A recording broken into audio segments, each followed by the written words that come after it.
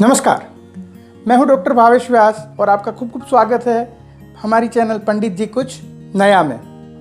मित्रों, भारतीय संस्कृति एवं परंपरा में एकादशी का महत्व बड़ा ही विशिष्ट है और आने वाले समय में जो एकादशी आने वाली है उसको निर्जला एकादशी कहा जाता है। यदि आप पूरे साल में कोई भी व्रत नहीं रह सकते हैं तो उन सारे व्रतों का पुण्य सिर्फ एक ही निर्जला एकादशी रहने से मिल सकता है। तो आइए जानते हैं आगे कि इस एकादशी का जो व्रत है वो कैसे किया जाता है, उसके पीछे की कथा क्या है और इसका महत्व क्या है। चलिए शुरू करते हैं।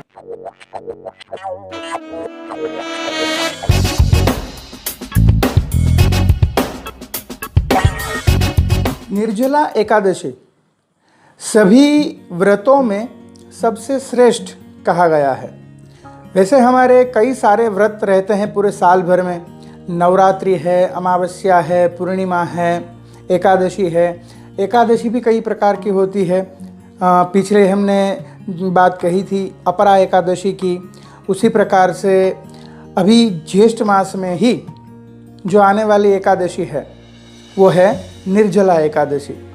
ज्येष्ठ मास की शुक्ल एकादशी को निर्जला एकादशी कहा जाता है कि इस दिन भक्तों को न केवल उपवास करना है किंतु उनके लिए पूरे व्रत के दरमियान पानी भी वर्जित है। पद्म पुराण में इस एकादशी का बड़ा ही विशिष्ट रूप से महत्व दर्शाया गया है। इसके पीछे पूरी कथा है। लेकिन सबसे पहले हम देखें कि इस निर्जला एकादशी का व्रत किया कैसे जाता है। तो सबसे पहले 10वीं तिथि की शाम को ही हमें इस व्रत का आरंभ कर देना चाहिए। सबसे पहले ब्रह्मचर्य का व्रत रखेंगे, जमीन पर सोना है और दूसरे दिन जब सूर्योदय होता है एकादशी का तब से केवल संध्योपासना में ही हम आचमन में जो जल लेते हैं वो ले सकते हैं। अन्यथा पूरे दिन के लिए दूसरे दिन द्वादशी के सूर्योदय तक हमें जल भी ग्रहण नहीं करना है। इस प्रकार से ही इस व्रत का नियम का पालन करना चाहिए। एकादशी के दिन सुबह ब्राह्म मुहूर्त में उठना है अर्थात सूर्योदय से पहले, और संध्या पूजा करके स्वस्थ हो जाना है और भगवान विष्णु का स्मरण करना है।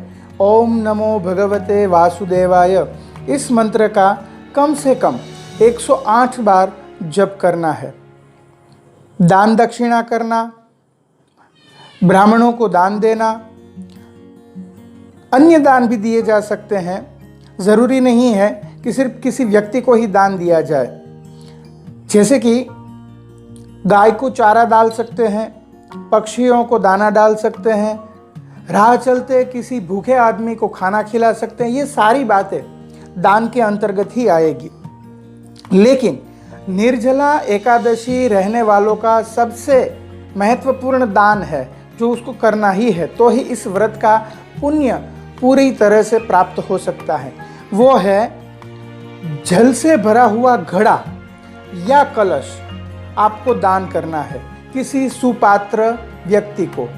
व्रत के दौरान कुछ नियमों का पालन करना है, जैसे कि क्रोध नहीं करना है, आलस्य प्रमाद नहीं करना है, अधिक निंद्रा नहीं लेनी है। सुबह या शाम को दोनों में से जब भी आपको उचित लगे उस समय पर भगवान विष्णु के सहस्र नाम का पाठ करना है। इस दिन घर में झाड़ू भी नहीं लगाना चाहिए, क्योंकि झाड़ू लगाने से चींटियाँ आदि जैसे सूक्ष्म जीव है तो उसकी हिंसा होती है और ये इस व्रत में वर्जित है।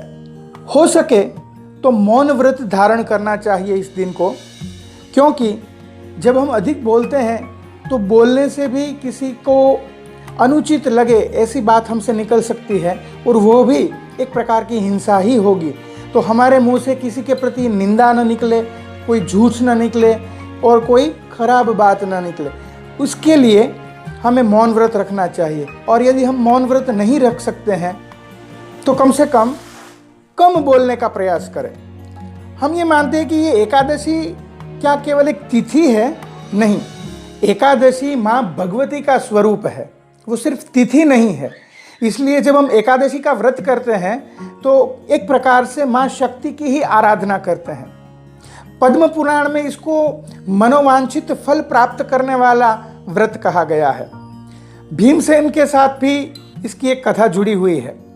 जैसे कि हम सब जानते हैं कि भीमसेन जो है भूखे नहीं रह सकते थे, तो माँ कुंती, नकुल, युधिष्ठिर उन सबको व्रत रहने के लिए कहते थे। वे भी व्रत रहना चाहते थे, लेकिन वो अपनी काया की वजह से और अपनी भूख की वजह से वो व्रत नहीं रख सकते थे। तो एक बार उन्होंने वेद व्यास से पूछा कि हे भगवान, मुझे व्रत तो रखना है, एकादशी का व्रत भी रखना है, लेकिन मैं भूखा नहीं रह सकता हूँ। पूरे साल में इतने सारे व्रत आते हैं तो मैं कैसे रहूँगा? तब वेद व्यास ने कहा कि यदि तुम भूखे नहीं रह सकते, लेकिन साल में एक दिन जब निर्जला एकादशी आती है तो उसका तुम यदि व्रत करते हो और वह भी बिना जल के, तो सारे वर्ष में आने वाली एकादशियों का जो व्रत का पुण्य होता है, फल होता है, वो तुमको सिर्फ इस एक एकादशी के व्रत से प्राप्त हो जाएगा। और भीमसेन ने वो व्रत रखा था और तभी से इसको भीमसेनी एकादशी भी कहा जाता है। कहीं कुछ क्षेत्रों में पांडव एकादशी भी कहा जाता है। तो इस दिन पूरी श्रद्धा और विश्वास के साथ अगर व्रत का नियम के साथ पालन किया जाए तो ये मनवांछित फल देने वाला व्रत होता है। मित्रों, इस एकादशी का जो महत्व है वो विशिष्ट है, क्योंकि मनुष्य पापों से मुक्त होकर विष्णु लोक को प्राप्त हो सकता है और वहाँ भगवान विष्णु की सेवा पूजा कर सकता है। स्कंद पुराण में इसका महत्व दिया गया है। हमें अपनी संस्कृति और इनसे जुड़े हुए पर्वों के बारे में पता होना चाहिए।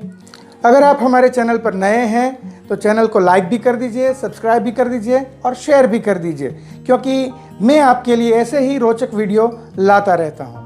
धन्यवाद। जय भारत, जय हिंद।